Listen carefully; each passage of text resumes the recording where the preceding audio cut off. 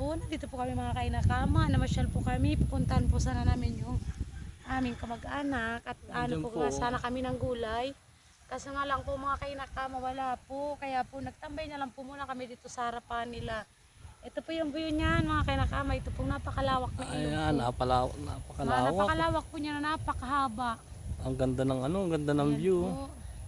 May mga karabaw. Ayan, lahat-lahat po. Ganda po ng view dito talaga.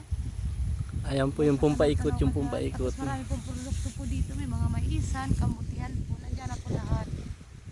Ayan. Kaya kami nandito. Kasi pinasyal po namin sa Ella. Ang ganda naman ng ano ni Ella. Ganda naman ang view ng Ella dito. Oh. Ang ganda ng pagka, parang asyendera. Ayan nga po. Kung ano po ninyo ito nga po eh. Sinurvey na naman po ni Ella yung kanyang ilog. Joke lang mga kainakama. Diyan pa po kami galing, nagtawid pa po kami dyan.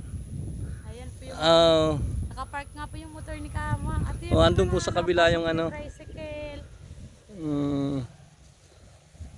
Napaka, Ganda ng view. Sarap po ng ano dito talaga. Fresh air po talaga. Sobrang. napaka-fresh air ng ano dito, probinsya. Kasi yung kanyang paligid po talaga. Napakaganda. Kung mapapansin niyo po yan, napakadami pong tanim. May mga tanim, may mga niyog. Ayan po, nandiyan na po lahat. Green na green din po yung mga puno, mga kaina. Talagang probinsyano na talaga si Ella. Probinsya na po talaga ito. Bicolana na ito, Bicolana. Ano? Say hi ka sa kanila. Sabi mo ikaw, ikwento mo, nagtawid po kami sa ilog.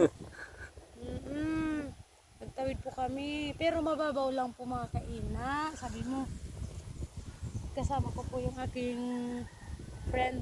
Nasa likod ko po, yan po yung aking kasama. Tsaka po yung si Daydayan po, hindi talaga ito naalis sa tabi ni Ate Ella. Oo. Sa gabi lang po ito nauwi sa kanila. Pag araw po nasa sa akin po ito. Si Daydayan. Ano? Ang ganda Ganda ng po ano, ng view nakatanaw sa dito. ano. Sobra.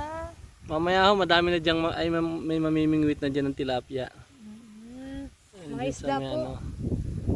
yung mga isdang tabang. Kapag medyo napahapon na. Napakaba ng ilog dito. Dati pa talaga nito sobrang lalim. Buti nga po ngayon nagbabaw na siya eh. Noon po nung ako po bata pa. Bata pa naman po ako pero nung bata pa po talaga. Maganda lang yung probinsya ng Ina. Ganda dito. Natutuwa nga po sa LA habang nagtatawid-tawid po kami dito sa ilog. Tuwa siya eh. Gusto niya bumaba yung nilagyan po ni Kama ng sapatos tsaka yung medyas. Ayan lang. Yung maliit pang ina mo, dyan niya nagtatampisaw. Opo, dyan po talaga tutulog po ako naliligo niya noon. Dyan Kaya tapos ito po dyan nag-ano ng kamuti, nagtatanim. kasama ko tatay ko. Nung nabubuhay po tatay ko, yun. Kasama po namin yan. Ganda naman ang Hindi ano naman talaga po kami ni Ina. pinapatanim, gawa po ng di marunong.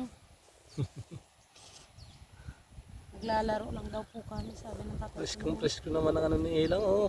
Ganda sana kung ano dyan. Makakatulog talaga ng ano dito. Ganda nga dito, ano.